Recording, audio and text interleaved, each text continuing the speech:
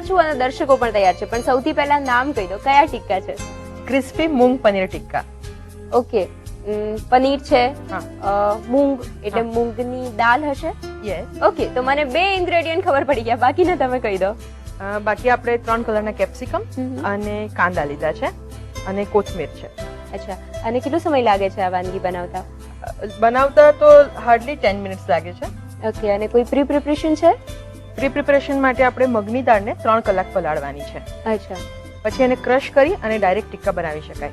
Okay, એટલે મગની દાળ અત્યારે આપણી પાસે ક્રશ કરેલી લીધી છે, જે દર્શકો પ્રી પ્રિપરેશનમાં બનાવી શકે છે. રાઈટ. તો બાકીની પ્રોસેસ શીખવાડી દો. શ્યોર. આ ટિક્કા આપણે તળીને બનાવવાના છે, તો તેલ ગરમ મૂકશો.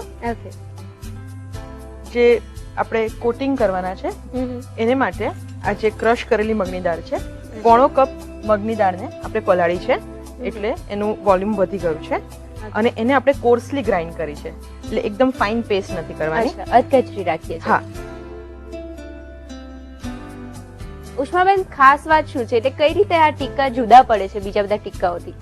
જનરલી ટિક્કા એટલે એવું મગજમાં આવે કે જેમ કે કોઈ મેરિનેટ બનાવીને એની અંદર આપણે જે પણ ટિક્કા બનાવતા હોય, વેજીટેબલ ના હોય, પનીર ના હોય, તો એની આપણે મેરિનેટ કરવા મૂકીએ, પછી એને આપણે અવનમાં મૂકતા હોઈએ, ગ્રીલ કરતા હોઈએ, અથવા પેનમાં એને શેલો ફ્રાય કરીને સર્વ કરતા હોઈએ છે. જ્યારે આપણે આ ડીપ ફ્રાય કરીને લેવાના છે, પ્લસ આની ઉપર આ ટિક્કા ઉપર કોટિંગ આવશે, જે ખૂબ જ એટ્રેક્ટિવ લાગે છે અને પ્લસ ઈઝી પણ છે અને એમાં કોઈ ભૂલ થવાનો ચાન્સ નથી. અચ્છા, એટલે ઘણા બધા પ્લસ પોઈન્ટ્સ છે. આ ટિક્કા શીખવાની ઇન્તેજારી વધી જાય છે, પ્લસ બનાવવા માટેની આસાની પણ હશે જેવું લાગે છે સાંભળીને. રાઈટ. તો મગની દાળની અંદર કોથમીર છે, 1/2 કપ ઝીણી કાપેલી,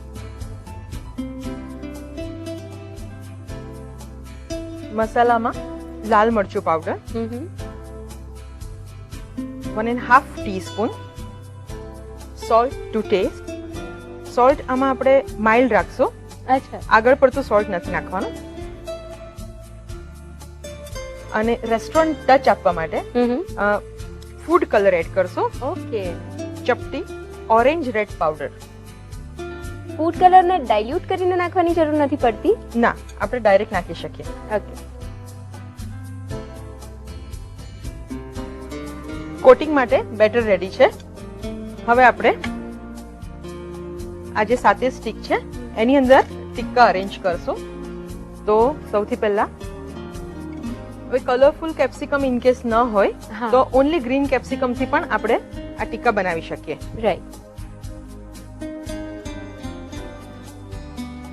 પનીર છે જેને આપણે ડાઈસ કટ કરેલું છે અને 150 ગ્રામ ટોટલ પનીર આપણે લીધું છે.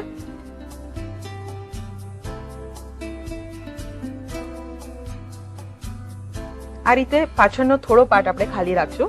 ઇન કેસ આ સ્ટીક ન મળે તો ટૂથપીકમાં પણ ભરાવીને બનાવી શકાય. તો એમાં આપણે એક જ પનીરનો પીસ લગાવીને નાનું રેડી કરીશું. એટલે જે સાઈઝની સ્ટીક અવેલેબલ હોય એ સાઈઝનું સર્વિંગ રેડી કરીએ છીએ. યસ. આ રીતે આપણે બધા સ્ક્રુઅર્સ રેડી કરી લઈશું. ઇન કેસ પનીર ના યુઝ કરવું હોય તો એની જગ્યાએ ઘણી બધી વસ્તુ યુઝ થઈ શકે, જેમ કે મશરૂમ છે, કોલીફ્લાવર છે, બેબી કોર્ન છે. ઓકે, એટલે ઘણી બધી વેરાયટીઝ બનાવી શકાય છે. યસ. થોડા ઇન્ગ્રેડિયન્ટમાં ફેરફાર કરતા જઈએ, એ રીતે નવી વેરાયટી બનતી જાય. હા,